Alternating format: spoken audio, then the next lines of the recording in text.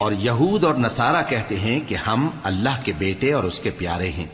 کہو کہ پھر وہ تمہارے گناہوں کے سبب تمہیں عذاب کیوں دیتا ہے؟ نہیں، بلکہ تم اس کی مخلوقات میں دوسروں کی طرح کے انسان ہو، وہ جسے چاہے بخشے اور جسے چاہے عذاب دے۔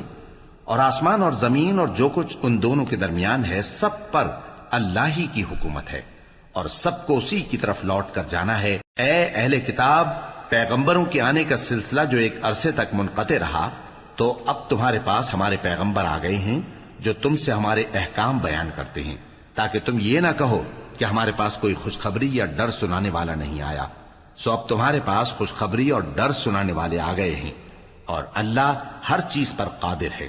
اور جب موسیٰ نے اپنی قوم سے کہا کہ بھائیو، تم پر اللہ نے جو احسان کیے ہیں ان کو یاد کرو، کہ اس نے تم میں پیغمبر پیدا کیے اور تمہیں بادشاہ بنایا اور تم کو اتنا کچھ عنایت کیا کہ اہل عالم میں سے کسی کو نہیں دیا۔